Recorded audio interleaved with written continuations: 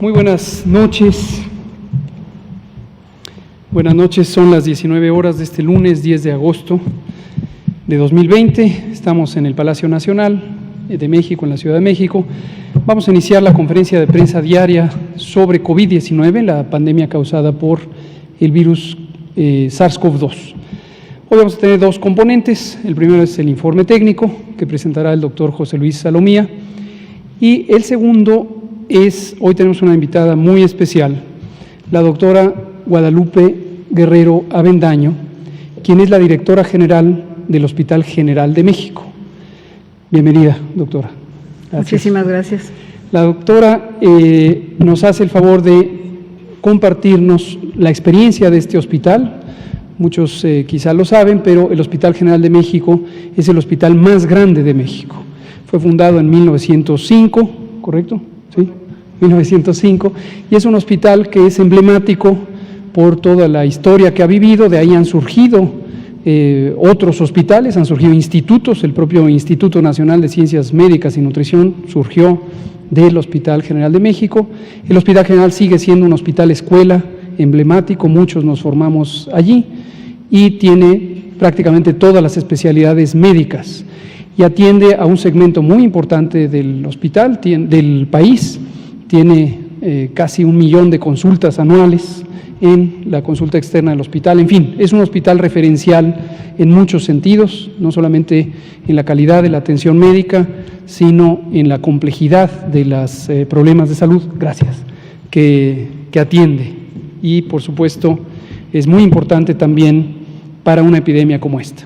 Entonces, la doctora nos va a compartir cómo vivió el Hospital General de México la pandemia de COVID, cuáles fueron los retos, cuáles fueron las maneras en que lo enfrentaron y cuál es la situación que tiene ahorita el Hospital General de México a principios del mes de agosto, que ilustra en buena medida lo que está ocurriendo en general con la epidemia en el país. Gracias, doctora, bienvenida.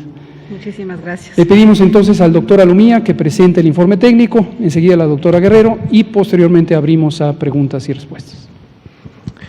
Muy buenas tardes a todas y todos, así como las personas que nos hacen el favor de sintonizarnos desde sus domicilios, ya sea a través de los medios de comunicación aquí representados o de las redes sociales a través de las cuales este programa Noche con Noche se presenta. Estamos en la conferencia vespertina número 164 ya, 4 meses y medio desde que México inició con las actividades de la sana distancia. Estamos en el día 72 de la nueva normalidad y vamos a actualizar entonces el escenario nacional, que es la siguiente diapositiva. Prácticamente 1.100.000 personas, poco menos de 1.100.000 personas, las que están o las que han sido ya estudiadas para efectos de COVID-19, personas que en su momento presentaron signos y síntomas compatibles con la enfermedad, y entre algunas de las actividades que se realiza con ellas está precisamente la toma de una muestra correspondiente para poder realizar la confirmación o el descarte de la enfermedad. El 48% de ellas hasta el momento ha sido descartada, son las que se encuentran representadas en las barras de color morado, que está hasta la parte superior de las barras apiladas, y el 44% de las mismas también ha dado ya positivo al virus SARS-CoV-2 y por lo tanto son las personas que están distribuidas en las barras de color café claro y por lo tanto se componen en estos 485.836 personas confirmadas, que además es el acumulado de casos que tiene México hasta este momento. Desde el día de ayer se está presentando ya la semana 31, actualmente estamos en la semana 33, siempre presentamos 2 semanas atrás, precisamente para quitar el sesgo de información, del retraso y la confirmación. Por lo tanto, ya la semana 31 es una semana con información mucho más sólida y que nos da mucha mayor utilidad en poder observar tendencias y en poder observar cantidad de casos. Podemos también ver en esta gráfica el porcentaje de positividad nacional, que ya para la semana 31 es de un 47%, estamos iniciando por debajo del 50%, habiendo llegado este porcentaje más o menos hasta un 53% en semanas previas, lo cual también es congruente con el descenso que estamos viendo ya en las últimas semanas. Si vemos la siguiente diapositiva, aquí es mucho más evidente, tenemos nuestra curva epidémica de casos estimados, que es la curva azul, que está hasta la parte superior. Ya teníamos 2 semanas previas de meseta, hacia la 28 y hacia la 29, y la semana 30 habíamos visto que era la primera semana que terminábamos ya en un descenso como tal de esta curva, y ahora que agregamos la 31, el descenso todavía es mucho más pronunciado, ¿no? De hecho, ayer abrió con un porcentaje todavía mayor de descenso. El día de hoy solo baja un punto porcentual, seguimos con menos 20% en el descenso entre la semana 30 y 31, como ya lo hemos visto en semanas previas. Esto seguramente se va a ir moviendo en función cómo la semana vaya caminando, y veremos al fin de la semana qué descenso realmente terminamos teniendo para esta, que es la curva nacional, recordando que es la sumatoria y por lo tanto representa el balance del comportamiento que hay en las diferentes entidades federativas. Como hemos estado presentando también en días previos, grupos de entidades federativas, muy pocas ya en ascenso puro, la gran mayoría ya en una planicie o en una ACME, o inclusive muchos de ellos ya iniciando sus descensos de 1, 2 o hasta más de 3 semanas continuas para cada uno de los estados, son las que precisamente están contribuyendo con este descenso importante de la curva nacional que tenemos hasta el momento. El indicador de casos activos, 8%, iniciamos también con un porcentaje menor al que traíamos la semana pasada, que fue la mayoría de los días del 9%. Vamos a ver si este se mantiene o se va ajustando en el transcurso de la semana. Las defunciones también continúan con la tendencia descendente desde ya hace 3 semanas, siendo de menos 57% la observada entre la semana 30 y 31.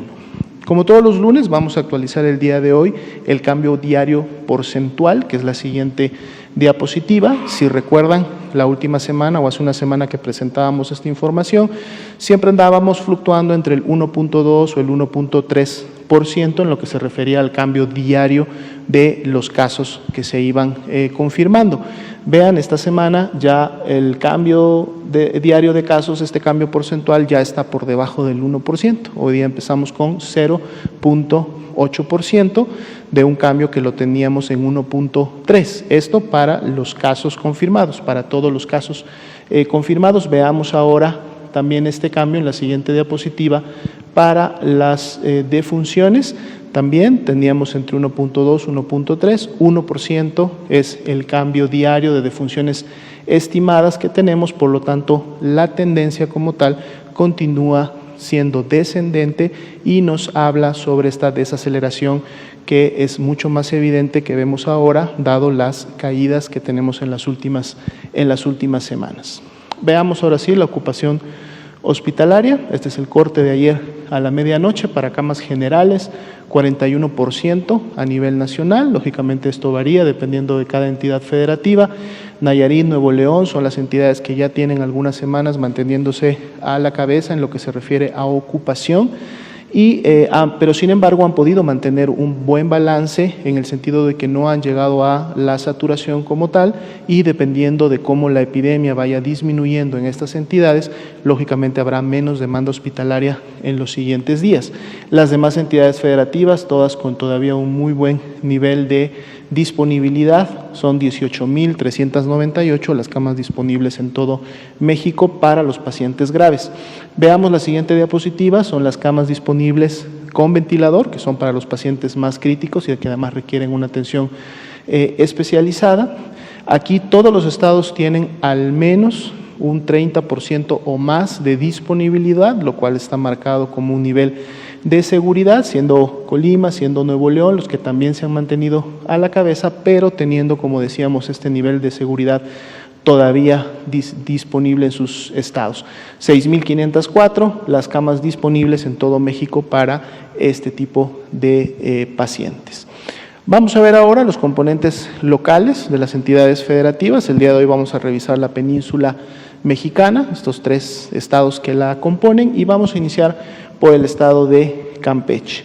Veamos el estado de Campeche, prácticamente similar a muchos de los estados, inicia con una transmisión basal, la cual vemos que se va incrementando a partir de la semana 23 y 24. Esta va a ser prácticamente algo similar que vamos a ver al menos en los 3 estados que vamos a revisar el día de hoy. La curva de positividad, vean cómo se incrementa ya desde la semana 18-19, pero vuelve a incrementarse para la semana 25, llegando a estar hasta en un 65%. Esto quiere decir que de cada 10 personas que tenían sintomatología y se clasificaban como casos sospechosos, entre 6 y 7 eran casos de COVID-19. Vean este porcentaje de positividad también cómo ha caído en las últimas 3 semanas prácticamente, estando en un 48% aproximadamente, lo cual lógicamente también va de la mano con la disminución de casos que vemos en las últimas 3 semanas, para la 29, la 30 y la 31. Son 9.075 las personas que hasta el momento se han estudiado en el estado de Campeche. Veamos en la siguiente diapositiva cómo gráfica la curva de casos estimados. Vean, aquí es mucho más clara la caída de las últimas 3 semanas, después de haber tenido una aceleración importante, que ya la notábamos entre la semana 23 y 24, habiendo llegado un primer pico en la 26 y luego prácticamente una meseta hasta la semana 28-29, ya en la 29, 30 y 31, una caída importante siendo de menos 26%, el dato que tenemos hasta el corte del día de hoy por la mañana. Esto es congruente, vean, con el indicador de casos activos estimados. Solo 4% son los casos activos estimados en el estado de Campeche, lo cual nos habla de que en la semana 32 de seguro también hay todavía mucho menos casos que los que estamos viendo en la semana 31. Veamos los municipios de Campeche que han contribuido de manera importante. Aquí resaltan prácticamente Escárcega, resalta Campeche como tal y resalta Carmen. Estos 3 municipios iniciaron una transmisión importante en esta semana 23-24, son los que prácticamente le dan la figura que vimos a la curva estatal y además son los que contribuyen de manera importante a la caída que hemos visto en las últimas 2 semanas. Vean, interesante el municipio de Candelaria, al igual que Champotón y Calquini, inician un poco después la intensidad de su transmisión, no llega a ser tan alta como los primeros 3. Champotón y Calquini ya también contribuyendo al descenso importante del estado en las últimas semanas, pero ojo con Candelaria, el municipio de Candelaria todavía no muestra signos de tener una curva que esté entrando en control, tienen todavía una curva ascendente y de hecho es prácticamente el único municipio de estos 6 seleccionados que todavía tiene una pendiente que va hacia arriba. Entonces, muy importante a los residentes del municipio de Candelaria continuar con las acciones de sana distancia y las recomendaciones que tanto el Estado como el municipio están realizando para que esto no vaya a salirse de control. Veamos ahora sí la animación, el mapa animado del estado de Campeche para ver cómo se llevó a cabo la transmisión en las semanas 11. Carmen y Campeche son los primeros municipios que empiezan con transmisión. Vemos cómo van caminando las semanas 15 y 16. Aquí ya hay una dispersión importante y luego un incremento de intensidad en Carmen, Candelaria, también en Campeche, semana 21, prácticamente todos los municipios ya habían tenido al menos un caso y a partir de ahí empiezan con intensidad. Vemos que los colores rojos son más intensos, por lo tanto reflejan mayor transmisión, mayor afectación. Semana 30, 31, todavía con actividad importante, aunque ya no tenemos los colores más intensos, tenemos los colores intermedios, digamos, lo cual son también o nos hablan de esa aceleración que hubo en las últimas 2 y casi ya 3 semanas. Veamos la siguiente entidad federativa de la península. Aquí tenemos a Quintana Roo. Igual, Quintana Roo, una transmisión basal hasta la semana 22 y 23 y a partir de la 24 inicia también con una transmisión importante. Veamos, sin embargo, cómo el porcentaje de positividad en la semana 17 y 18 había sido ya del más alto, superando el 70% de positividad. Este cae, pero luego vuelve a incrementarse prácticamente en donde tuvieron el primer pico, el primer acné para el estado de Quintana Roo. Sin embargo, este porcentaje todavía se mantiene de una manera, digamos, todavía considerable, está entre un 63-64%, lo que quiere decir que todavía hay circulación a nivel comunitario. 14.682 las personas que hasta el momento Quintana Roo ha estudiado.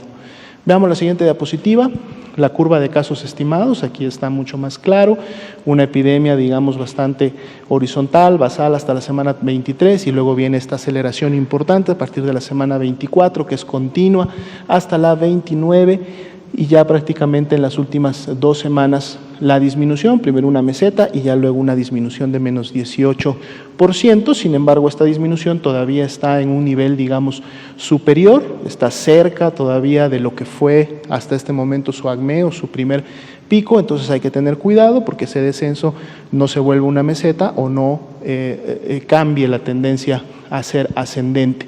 Vemos que es 9% los casos activos estimados, eso está en una media nacional, no está por debajo, lo que quiere decir que todavía tenemos transmisión en las últimas semanas y por lo tanto todavía casos activos. Las defunciones felizmente sí han tenido un descenso importante, menos 61% en las últimas 2 semanas, con una tendencia descendente de prácticamente las últimas 3.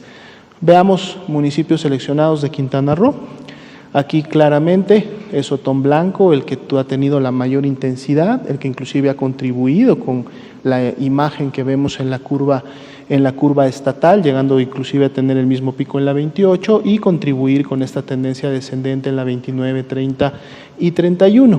Otros municipios como son Bacalar, Felipe Carrillo Puerto, Cozumel, Benito Juárez y Solidaridad, prácticamente con una transmisión muy similar, intensidades solamente diferentes entre cada uno, pero ojo, veamos por ejemplo el municipio de Bacalar, tiene una tendencia ascendente a partir de la semana 26, una epidemia más reciente en el municipio de Bacalar, que todavía muestra que está incrementando semana con semana. Ahí no podemos bajar la guardia. Benito Juárez y Solidaridad sí ya tienen una tendencia descendente de un pico entre la 27 y la 28, pero veamos que Cozumel y Felipe Carrillo Puente también están ahí como queriendo hacer una meseta, pero siempre sabemos que una meseta en cualquier momento pudiera cambiar hacia una tendencia ascendente y ahí es donde tenemos que estar preparados.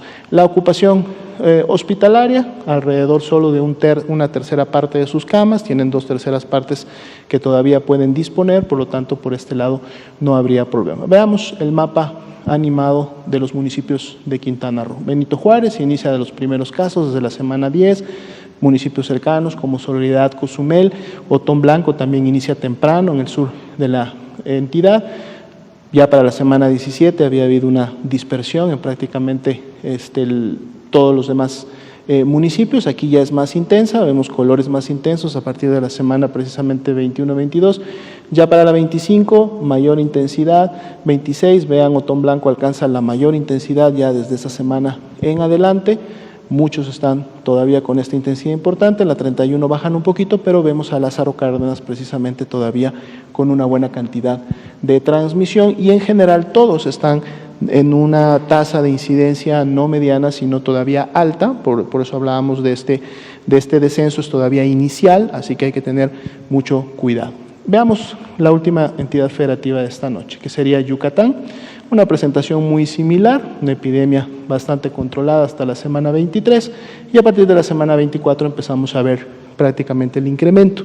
Sí llama la atención que el porcentaje de positividad en el caso de Yucatán todavía continúa incrementándose. El porcentaje de positividad no muestra signos de disminución, lo que habla todavía de circulación comunitaria, está prácticamente en el 65%, y esto entonces es algo que hay que estarlo lógicamente vigilando. Son 22.891 las personas que hasta el momento Yucatán ha estudiado por efectos de ser casos sospechosos de COVID. Veamos la siguiente diapositiva para notar la curva epidémica estimada de Yucatán. Definitivamente todavía un ascenso importante, solo una semana de la 30 a la 31 con un descenso de menos 14%, pero con ese porcentaje de positividad es muy probable que ese descenso durante la semana más bien se convierta en una meseta y tendríamos que ver si en la siguiente semana pudieran alcanzar una actividad descendente franca. Veamos que el porcentaje de casos activos es del 11% todavía, lo que quiere decir que tenemos una cantidad todavía importante de transmisión en estas últimas semanas, al menos sí las defunciones descendiendo desde la semana 28, ya por 4 semanas consecutivas, siendo de menos 52% las últimas 2. Vamos a ver los municipios de Yucatán que más han contribuido. Ojo con el municipio de Valladolid y sobre todo a las personas que en este momento están residiendo en Valladolid. Tenemos todavía una curva franca ascendente con una buena velocidad en diagonal. Esto quiere decir que hay todavía transmisión activa en el municipio de Valladolid. Un llamado a todas estas personas para atender las recomendaciones. Recordemos, sana distancia. Si no hay ninguna necesidad de salir del domicilio, preferentemente quedarse todavía resguardado.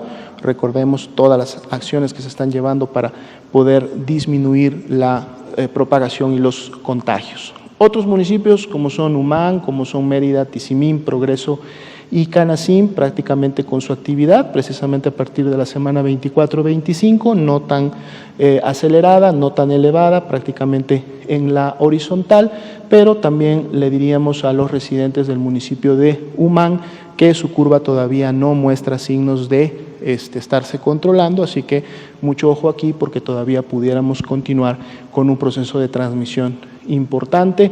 La ocupación hospitalaria en el estado alrededor del 40-42%, así que también hay que estarle echando un ojo a este componente. Veamos la última diapositiva, que sería el mapa animado de los municipios de Yucatán. Mérida es la que inicia lógicamente con la transmisión, está Valladolid, está Humán en un momento determinado. Ya para la semana 14-15 vemos que se empieza a pintar municipios en los diferentes puntos cardinales de Yucatán. Ya para la semana 22 teníamos algo de intensidad en muchos de ellos y a partir de la 24 veamos cómo la intensidad se incrementa. La mayoría de los municipios empiezan a pintarse ya de colores rojos más oscuros, llega la 29, la 30 y la 31, en donde todavía tenemos muchos municipios con intensidad moderada y al menos un 20% de ellos con la mayor intensidad que se puede tener de la transmisión. Por eso Yucatán todavía está en un periodo en el cual las medidas de control deben de continuar hasta que tengamos realmente evidencia de que la epidemia se esté controlando en este estado. Sería la actualización para esta noche. Muchas gracias.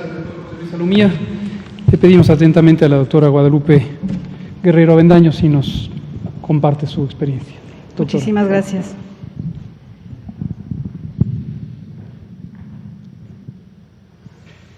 Voy a parar de este lado para no tapar las imágenes.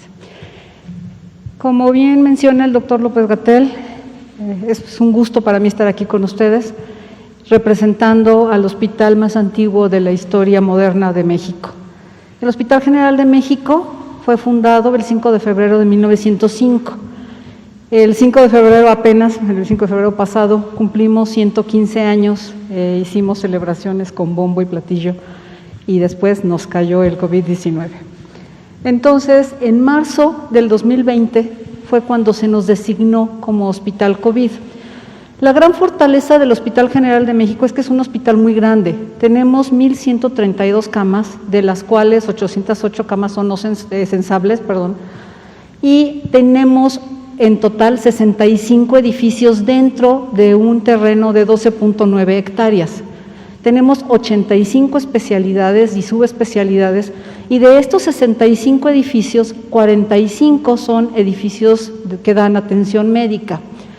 Esto nos permitió entonces prepararnos para la atención de pacientes con enfermedad producida por el SARS-CoV-2, COVID-19, en una forma mucho más amplia que el resto de los hospitales, sin descuidar al resto de los pacientes. Pasamos la siguiente, por favor.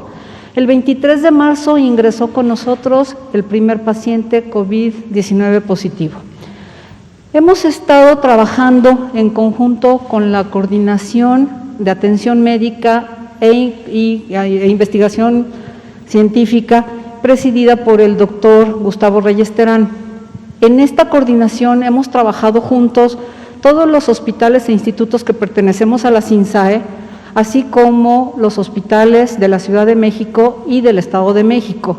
Esta interacción que hemos tenido entre todos nosotros nos permitió que nunca nos saturáramos ninguno de los hospitales que hemos estado prestando atención a los pacientes con enfermedad COVID-19.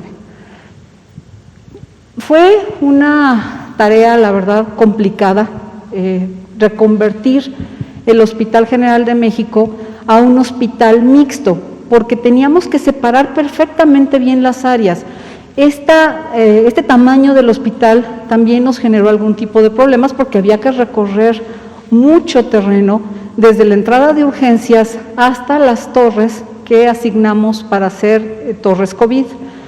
Esto entonces tuvimos que preparar perfectamente bien las rutas, tuvimos que conseguir, nos fuimos dotados de cápsulas de traslado, de aerosol box y demás, que lo iré mencionando durante mi presentación. Tuvimos que reconvertir 6 unidades a exclusivamente atención COVID, y estas fueron el área de reconversión en urgencias, un edificio de medicina interna, el edificio de infectología, la torre de cardiología, neumología y angiología y la torre quirúrgica, además del área de infectología en pediatría. Entonces, de las 45 unidades que tenemos para atención clínica, 6 de ellas fueron reconvertidas a ser exclusivamente atención COVID. Esto quiere decir que nos quedaron muchas otras unidades para seguir atendiendo el resto de los pacientes con otro tipo de enfermedades. Se establecieron 4 zonas de triage. La primera en urgencias adultos. Al entrar al hospital, en el área de urgencias, al lado izquierdo, formamos un área de triage exclusivamente respiratorio, el triage pediátrico, el triage en ginecobstetricia y, muy importante, el triage para personal. Si el personal del hospital no estaba sano y no estaba tranquilo, difícilmente hubiéramos podido atender a tantos pacientes como lo hemos hecho hasta ahora. La siguiente. Hasta el día de hoy, esta tabla está actualizada hasta hoy en la mañana, hasta las 8 de la mañana, hemos atendido en urgencias un total de 3,222 pacientes. De estos, se han hospitalizado 1,556, de los cuales 654 hubo necesidad de darles cuidados intensivos. Hemos tenido hasta el día de hoy 1,484 egresos, de los cuales 729 lamentables defunciones. La siguiente, por favor. Dentro del hospital hemos establecido el programa para realización PCRs. Evidentemente, todos los pacientes sospechosos de COVID-19 les hicimos una prueba de PCR con hisopado nasofaringeo, y en total hemos hecho hasta el día de hoy 7,492 atenciones con 6,387 pruebas. Evidentemente, todos los pacientes que eran sospechosos se les hizo prueba, pero también el personal que está en contacto con los pacientes es muy importante definir si ellos estaban contagiados. Por eso es que hicimos la zona de triage de personal, y ahí captamos una serie de pacientes, personal nuestro, y les hicimos las pruebas de PCR. Cuando encontrábamos que eran positivos, los aislábamos en cuarentena, y esto nos permitió mantener muy sana la atención a nuestros pacientes y evitar los contagios dentro de las mismas áreas cerradas. Esto considero que es muy importante dentro de un hospital. También hicimos, hasta la fecha, todavía seguiremos haciendo, casi 4,000 estudios de imagen entre placas de tórax, tomografías, resonancias, etcétera. La siguiente, por favor. Originalmente, la torre de cardioneumología tenía un total de 70 camas que están destinadas para cuidados respiratorios. Tuvimos que hacer una reconversión e incrementamos en una forma considerable este número de camas. Las camas de hospitalización, que son las que estoy señalando como observación, Inicialmente teníamos 58 y llegamos a tener hasta 160 camas. En las unidades de cuidados intensivos teníamos 12 camas en la UCIR, que es la unidad de cuidados intensivos respiratorios, y actualmente tenemos 67 camas. Tuvimos un incremento de 558%. En total llegamos a tener 227 camas, que nos da un incremento de 324 en cuanto a la estructura hospitalaria que teníamos inicialmente. La siguiente, por favor. Tengo que mencionar, y creo que es muy importante, que nunca llegamos a ocupar las 222 camas preparadas. Lo más que hemos llegado a tener fueron 202 camas ocupadas, y esto fue el día 31 de mayo. Desde el 31 de mayo hasta la fecha hemos ido en un franco descenso de ocupación hospitalaria, y el día de hoy ya empezamos con la desconversión hospitalaria y tenemos ocupadas únicamente, bueno, son pocas para nosotros, 81 camas, con 36 pacientes intubados y el resto no intubados.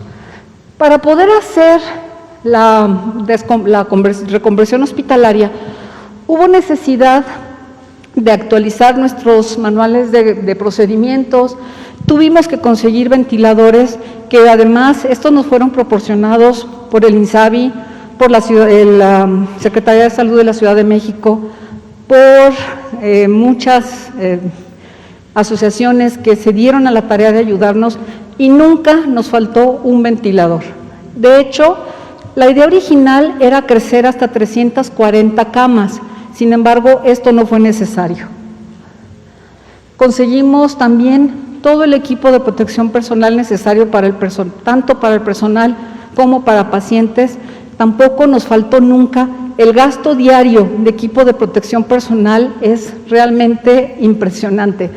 Ocupamos alrededor de 1,500 batas diarias, igual número de cubrebocas de los N95 y aproximadamente de 3,000 a 4,000 cubrebocas triple capa. Todo esto es lo que tuvimos que hacer para hacer la reconversión hospitalaria. Pueden notar ahí también que tenemos 72 protocolos de investigación, de los cuales no todos están activos, pero hubo mucho interés en investigar a este virus. También una muy importante, la capacitación. Sin capacitación no hubiéramos podido tener los resultados que hemos tenido. La siguiente. La sociedad civil en su conjunto se volcó en ayuda hacia el hospital, y desde ventiladores hasta caretas, que muchas de las caretas nos las hicieron pacientes. Tenemos por ahí una colección de caretas que nos dieron incluso hijos de pacientes, que nos las hacían con mensajitos dirigidos a su personal de salud. Esto realmente era muy conmovedor. Todo esto fue lo que nos donaron diferentes personas, instituciones y asociaciones civiles. La siguiente. También un tema muy importante que no se ha descuidado y que he visto frecuentemente mencionado es la atención de la salud mental. Hasta la fecha hemos dado un buen número de atenciones mentales, de salud mental, y sobre todo al personal. La verdad, el estar encerrados en las áreas COVID ha sido muy difícil. Hasta la fecha hemos atendido un total de 209 personas y pueden ver cómo la mayoría son del sexo masculino. La siguiente. Ahora, vamos al momento actual. Ya estamos en momento de hacer la desconversión hospitalaria. Tenemos que seguir atendiendo a todos aquellos pacientes que se retiraron, que dejaron de ir al hospital por temor a infectarse. Tengo que decirles que ahorita, en el momento actual, tenemos muchos más pacientes urgentes no COVID que pacientes COVID, y nos llegan en condiciones ya muy críticas. Entonces, nunca dejamos de dar la atención no COVID. Se abrieron, además del ingreso a través de urgencias generales y de urgencias COVID, teníamos abierta el área de pediatría, el área de oncología y hematología, el área de ginecología y obstetricia, el área de oncología y, por último, el área de nefrología. Entonces, teníamos 6 accesos diferentes para que los pacientes entraran al hospital sin que corrieran el riesgo de estar en contacto con pacientes COVID. A pesar de ello, muchos pacientes por miedo dejaron de acudir, dejaron de ir al hospital y sí hubo un descenso importante en las atenciones. Sin embargo, seguimos atendiendo, seguimos haciendo cirugía electiva, cirugía de urgencias, atención de pacientes oncológicos, hemodiálisis a los pacientes que lo necesitaban. Se siguió dando la atención a la mayoría de los pacientes que nos lo solicitaron. Ahora, ¿cómo hemos ido con la fase de reconversión? Empezamos, como les dije, y llegamos hasta 222 camas. Actualmente ya bajamos a 140 camas y esta es la semaforización que estamos utilizando, que es la misma que se está usando en la Ciudad de México y en el país. Entonces, nosotros actualmente estamos en semáforo naranja, sin embargo, estamos rápidamente yendo hacia, la tendencia es hacia el semáforo amarillo. Probablemente la próxima semana entremos ya a semáforo amarillo en el hospital y reiniciemos mayor desconversión del hospital. Por el momento, la torre quirúrgica está totalmente desconvertida y estamos dando atenciones no COVID exclusivamente. La siguiente. Para esta desconversión es muy importante seguir con todas las medidas de precaución. El uso obligatorio de cubrebocas en el interior del hospital. Tenemos cartelones como ese que ven, que es personal del hospital, distribuidos alrededor de todo el hospital. El lavado de manos, el uso de gel antibacterial y todas las medidas que conocemos de sana distancia y demás. La siguiente. Esta foto que pueden ver arriba a la izquierda es una foto que me encanta, muy significativa, que fue el 23 de junio, el día del sismo. Pueden ver cómo era una paciente que estaba en zona COVID, se le llevó a un área exclusiva para ellos, pero vean el desinterés y la calidez de las enfermeras que le acompañaban. Esa de veras que puede reflejar lo que es el Hospital General de México. También tengo que decirles que después de 114 años, y eso me precio de decirlo, de 114 años y 40 directores hombres, yo soy la primera directora mujer del hospital. Y lo considero importante porque esto nos habla de que hay cambios en los paradigmas, hay mayor equidad de género. Yo competí contra varios hombres y gané porque el proyecto de trabajo que presenté era el que más se adecuaba a la realidad de México. Así que muchísimas gracias, eso es todo. Muchas gracias, doctora Guadalupe Guerrero Avendaño, directora general del Hospital General de México, doctor Eduardo Liceaga. Vamos a abrir la sesión de preguntas y respuestas con usted, por allá, Daniela Pastrana, Araceli, y nos vamos por acá. Buenas tardes, doctor Gatell, buenas tardes. Marco Antonio Olvera, del diario digital Bajo Palabra, del canal de YouTube Marco Olvera Oficial. Pues pareciera que el COVID llegó para quedarse. Hoy la población, 4 de cada 3 mexicanos son obesos, consecuencia de la comida chatarra, la ingesta de bebidas gaseosas. Hoy mi compañero y colega Luis Guillermo Hernández revela que FEMSA Coca-Cola le está pagando 40,000 pesos a caricaturistas y columnistas para salir en defensa de la comida chatarra. Hace unos días el Congreso de Oaxaca obviamente votó para que ya no se distribuya la comida chatarra a las afueras de las escuelas y por supuesto también está Querétaro y algunos otros estados.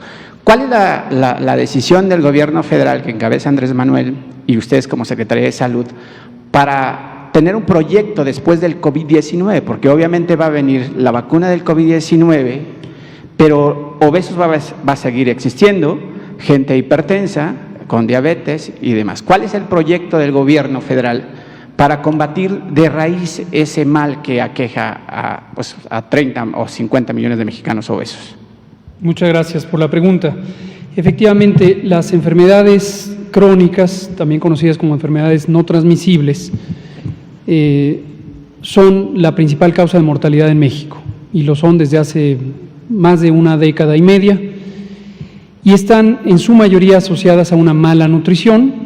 La mitad de la mortalidad en México, que llega a ser de 722,000 personas, con el dato más reciente de 2018, obviamente crece en proporción al crecimiento poblacional el número de personas que fallecen. La mitad de ellas mueren y han muerto a lo largo de más de década y media por estas enfermedades no transmisibles asociadas con una mala nutrición. Destacan la diabetes, la hipertensión, la enfermedad hepática, la enfermedad del hígado en forma crónica y varias otras, varios cánceres que también están relacionados con obesidad y con mala nutrición. Cuando decimos mala nutrición, lo hemos insistido una y otra vez, nos referimos a algo que ha sido documentado por la evidencia científica desde hace muchos años en México y en el mundo, que es el consumo excesivo de ciertos componentes de los alimentos, sales o sal, el cloruro de sodio, azúcares, particularmente fructosa, que es el azúcar de mayor uso en los productos industrializados, y grasas, particularmente las grasas saturadas y todavía grasas trans, que están afortunadamente ya en vías de ser completamente eliminadas de la dieta, y que estas grasas trans, en su enorme mayoría, casi en su totalidad, están presentes en los productos industrializados. Entonces, reiteradamente llegamos al punto de productos industrializados, procesados y ultraprocesados, como el blanco fundamental de la prevención. Hemos insistido también que alimentarse bien o alimentarse mal no es solamente una decisión individual. Uno puede finalmente decidir meterse a la boca, llevarse a la boca cierto producto o cierto alimento, pero en su mayoría la causa fundamental de la alimentación depende de lo que tenemos en acceso a través del mercado alimentario, a través de los lugares donde se consigue o se compra comida y donde se puede obtener para la vida diaria. Desde hace muchos años, más de 2 décadas en México, empezó a proliferar como parte del mercado alimentario los productos industrializados, desplazando a los productos naturales, los productos procesados a larga distancia, es decir, se fabrican en un lugar, se transportan cientos de kilómetros hacia otro, en vez de productos de producción local. Eso es muy desafortunado por múltiples razones, no solamente de salud, sino también de preservación del planeta. México tiene desde hace muchos años una gran biodiversidad en los productos agrícolas, en los productos pecuarios, en los productos pesqueros, que se podrían incorporar a la dieta de las personas en México, pero por razones de la estructura del mercado, de la economía mexicana, desde hace 20 o 30 años, estos productos empezaron a ser desplazados por productos industrializados. Se perdió la autosuficiencia alimentaria y la producción vegetal y pecuaria se usa mayormente para ser trasladada a las industrias procesadoras de alimentos. Como se puede ver, este es un problema estructural y por lo tanto la política actual del gobierno mexicano no se basa exclusivamente en un componente dirigido a los individuos y tampoco en un componente en donde se enfatice exclusivamente la actividad física. La actividad física es muy importante, no hay duda y no está a debate, es muy importante. Pero por sí misma la actividad física, promover la actividad física, no lograría contrarrestar esta enorme sobreoferta, predominio de los productos ultraprocesados como fuente fundamental de estos excesos de calorías, de azúcares, de grasas y de sales. Entonces, la política del gobierno mexicano está dirigida a cambiar los elementos estructurales, es decir, económicos, del sistema agroalimentario y se sintetiza con la expectativa y objetivo del Grupo Intersectorial de Salud, Alimentación, Medio Ambiente y Competitividad, GISAMAC, que es lograr un sistema agroalimentario saludable, justo, sostenible ambientalmente y económicamente competitivo. Son múltiples políticas, ojo, porque escucharán en estos días en la radio, veo que hay gran interés en algunas estaciones de radio y algunas de televisión en entrevistar a personas que usan este tipo de argumentos, como decir, la obesidad es multifactorial y se necesita una política integral. No basta con centrar la atención en la así llamada alimentos chatarra o en los refrescos. Definitivamente, es por eso que el Gobierno de México, desde que inició el gobierno, ha planteado una política integral, pero no dejarnos distraer con lo que ha ocurrido en sucesivos sexenios, que es decir, es culpa del individuo, nosotros decimos no, nosotros decimos es un problema estructural, o lo que hay que hacer es promover la actividad física, como si promover la actividad física fuera suficiente o como si eso estuviera contrapuesto a buscar un sistema agroalimentario más saludable, más justo, más sostenible y más competitivo. Entonces, ese es en general lo que tenemos planteado. El problema de la obesidad en México no se va a quitar en 5, ni 10, ni 20 años, doctor. ¿Es correcto? Esto va para largo y en diciembre viene el problema de la influenza, que en el gobierno de Calderón, pues obviamente desviaron fondos, no se atendió debidamente el tema de la influenza. Hoy una investigadora de la UNAM dice que puede generarse una catástrofe en México, porque obviamente se va a juntar el tema de la influenza y el tema que tenemos del COVID-19. ¿Qué le dice la Organización Mundial de la Salud? Usted forma parte de los consejeros en ese tema. ¿Qué le dice después de esto? Porque tampoco la Organización Mundial de la Salud nos dijo, ni le dijo a los empresarios extranjeros que nos estaban metiendo comida chatarra y que como consecuencia estábamos engordando. ¿Qué le dice la Organización Mundial de la Salud y qué le dice a esa investigadora de la UNAM? Digo investigadora porque no lo dice la UNAM como institución, lo dice una investigadora de un instituto.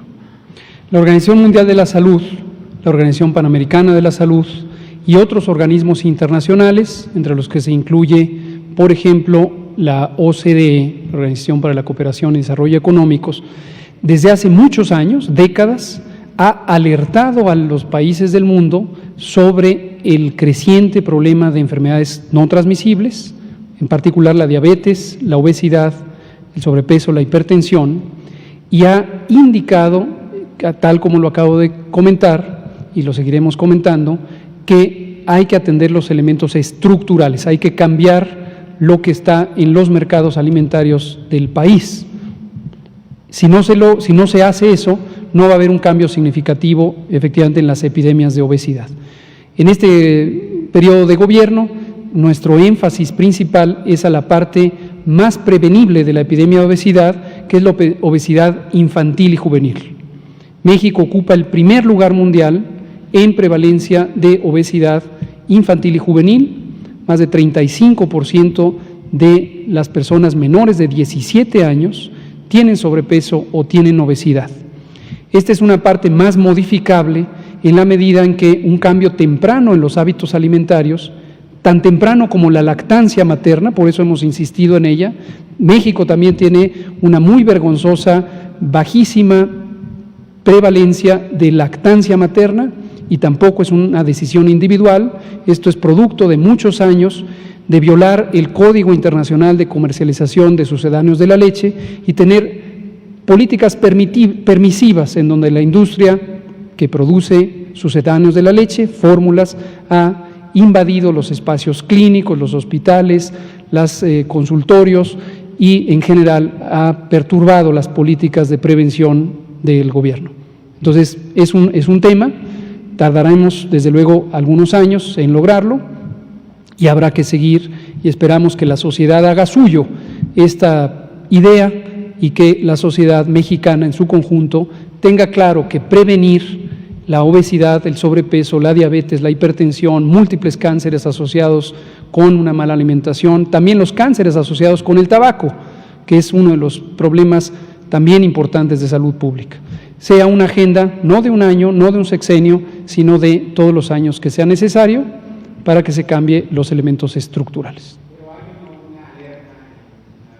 Salud de que se junte la influenza en diciembre con el tema del COVID que ya tenemos ahora? Sí, no es alerta. La alerta tiene una connotación técnica muy particular. Lo que existe, lo hemos dicho aquí, yo lo he dicho, lo hemos dicho muchas veces, es que existe una predicción razonable de que cuando venga la temporada de influenza, esa no es predicción, esa es certeza. Entre octubre y marzo, en el hemisferio norte, no solamente en México, sino todos los países del hemisferio norte, vamos a tener la temporada influenza 2020-2021. Eso es absolutamente garantizado. Lo que hay es una predicción razonable de que además de esa influenza, que tiene un comportamiento clínico y epidemiológico muy semejante al COVID, causa neumonía grave, se transmite por vía respiratoria, requiere hospitalización, satura los hospitales. Además de ello, podría ocurrir que tuviéramos un repunte del COVID, un regreso de una transmisión muy activa del COVID. Eso lo hemos dicho muchas veces. Muchas gracias. Daniela Pastrana, pie de página. Gracias, doctor. Buenas noches. Le quiero preguntar a la doctora Guerrero una cosa que ya he preguntado aquí, pero me interesa mucho su visión en el hospital. Nosotros recibimos muchas llamadas y denuncias de la gente que decía que estaba buscando de un hospital a otro y no encontraba. Y luego veníamos aquí y vemos las gráficas y vemos que no ha habido una saturación. Ahora nos dice otra vez que no tuvieron una saturación, que no se usaron todas las camas. Entonces, ¿qué era desde su experiencia lo que provocaba esta sensación de que la gente sintiera en muchos casos que sí estaba saturado, que estaba sobrepasado el sistema hospitalario? Y también nosotros tenemos un porcentaje de recuperación de pacientes sobre 67% ahorita, que está que es un poco menor al que otros países que también tienen un problema muy grande, como Perú y Chile, de recuperación. Entonces, me gustaría que nos contara, en su experiencia, qué es lo que posiblemente ha dificultado más tener un porcentaje de recuperación más alto. Y, doctor, estuve revisando unas gráficas de todos los países porque quiero hacer un trabajo de eso, y muchos países que están muy poblados en Asia. Bueno, Asia tiene 6 de los 10 países más poblados del mundo, los otros 3 están en América y otro en África. Y en lo de Asia es particularmente notorio que es mucho menos la tasa de mortalidad que en Europa y que en América, por supuesto. Entonces, la pregunta es, desde el punto de vista epidemiológico, ¿cómo se puede explicar que un continente que tiene tal cantidad de población en general tenga una tasa que es 10 veces menor a la de América y Asia y Europa? Con gusto. Doctora, por favor. Bien, le voy a contestar lo primero que me preguntó. Mire, efectivamente esa era apreciación de muchas personas. El Hospital General de México es un hospital de tercer nivel de atención. Es un hospital donde se atienden pacientes graves o críticos, ¿sí? Entonces, ¿qué pasaba? Que los pacientes desconocen esta división entre primero, segundo y tercer nivel. Entonces, muchas veces iban con un paciente grave o con un paciente crítico a hospitales de primer nivel de atención o hospitales de segundo nivel en donde no se les podía atender. Yo tengo que decirle que todos los que llegaron al hospital fueron atendidos. Ahora, se hizo precisamente esta coordinación que le comento, en donde si llegaban, por ejemplo, al Instituto Nacional de Ciencias Médicas y Nutrición y ya no tenían camas, se veía y se habla, nos hablamos porque todavía esto sigue activo, se hablan entre todos nuestros centros de control para ver en dónde hay camas disponibles. Entonces, generalmente, y tengo que decirlo, acababan en el general, porque somos el más grande. Entonces, después de ver en varios hospitales, se dirigían al Hospital General de México o donde hubiera capacidad. Se fueron distribuyendo en una forma homogénea para que ninguno se saturara, porque siempre llegan los pacientes espontáneos.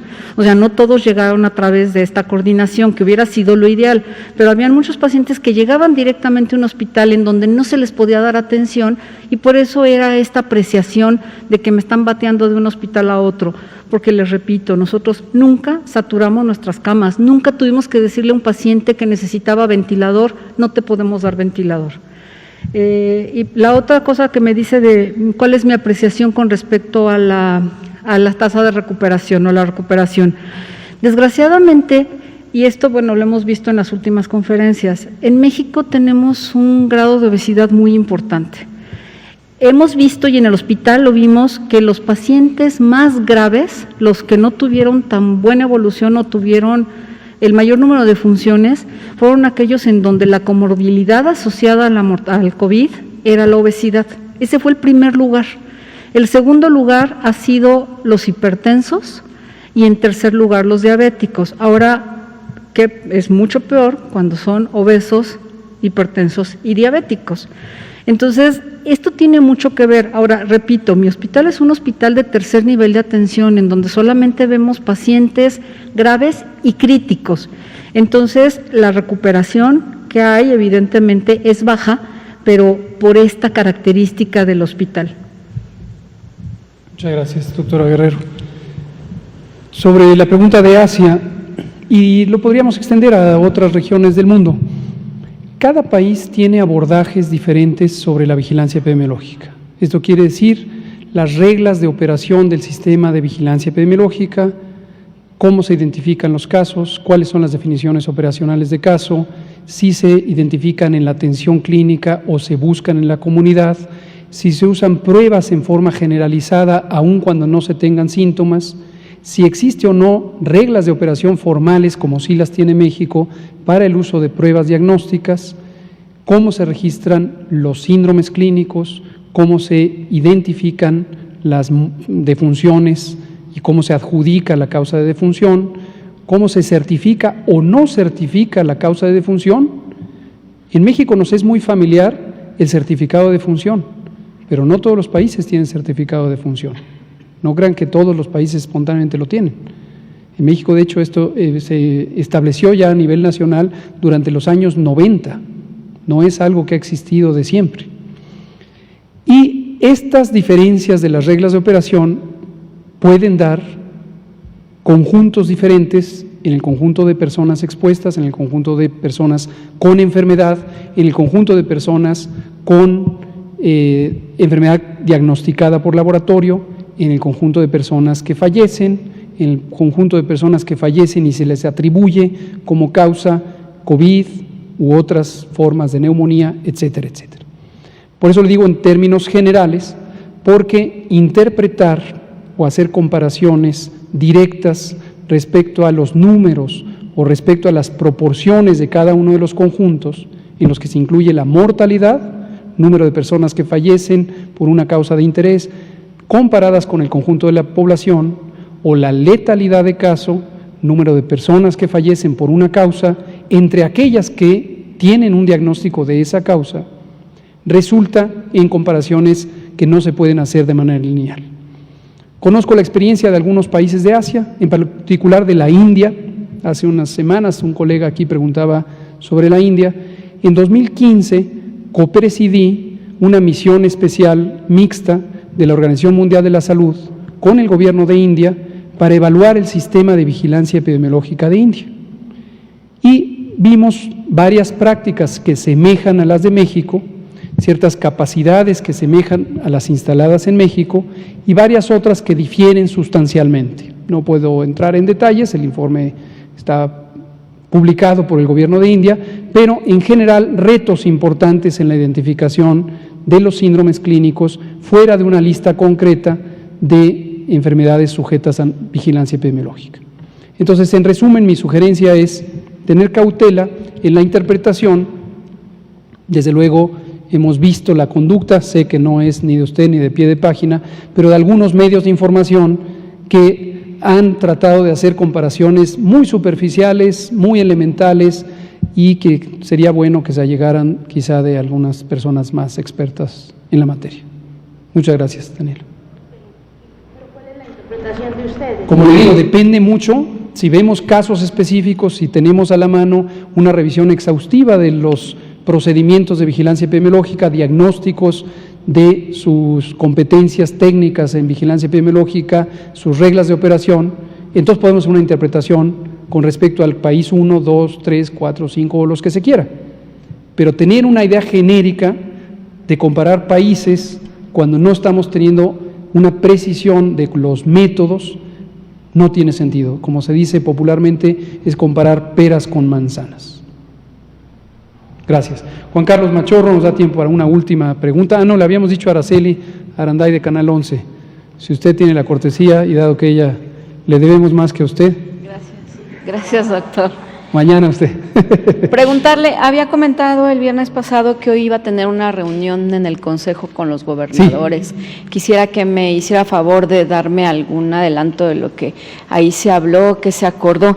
Y preguntarle a la doctora Guadalupe, usted habló de cuántos pacientes, que tienen más pacientes no COVID que COVID. ¿Puede ofrecer algún número, digamos, en la última semana o en el último mes? Gracias. Gracias. Como ya no nos queda más que 25 segundos, yo le contesto mañana y le dejo lugar a la doctora Guerrero. Bueno, en realidad ahorita le puedo decir que la ocupación COVID es solamente 80 pacientes. Tenemos una ocupación hospitalaria baja porque, les repito, ha habido mucho temor del resto de los pacientes a llegar al hospital. Sin embargo, estamos hablando de aproximadamente 400 pacientes no COVID contra 80 COVID. Y ellos, evidentemente, pues nos han llegado en condiciones más graves. Y perdón que tengo el micrófono, pero creo que es bien importante. Nada de esto hubiera podido llevarse a cabo si no es por todo el personal del hospital. Yo estoy eternamente agradecida con todo el personal, porque médicos, enfermeras, camilleros, afanadores, administrativos, gente de mantenimiento, etcétera, técnicos, todos los que formamos el Hospital General de México, todos se volcaron a atender pacientes COVID, incluso algo que nos llamó mucho la atención, los cirujanos. La torre quirúrgica estuvo manejada por cirujanos, trabajando con pacientes COVID exclusivamente. Dejaron de operar lo que tanto les gusta para dedicarse a atender pacientes COVID. Así que mi agradecimiento a todo mi personal. Gracias. Excelente. Pues aquí terminamos. Muchas gracias, doctora Guerrero, y por su conducto, efectivamente, agradecimiento a todo el personal del Hospital General de México, doctor Eduardo Lisiaga. Muchas gracias, buenas noches, nos vemos mañana.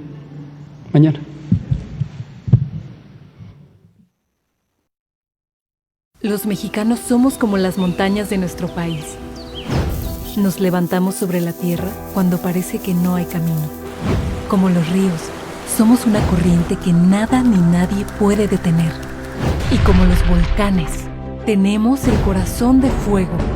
Por eso, cuando el mal tiempo pase, seguiremos de pie, demostrando las veces que sean necesarias que nada nos detiene. Gobierno de México.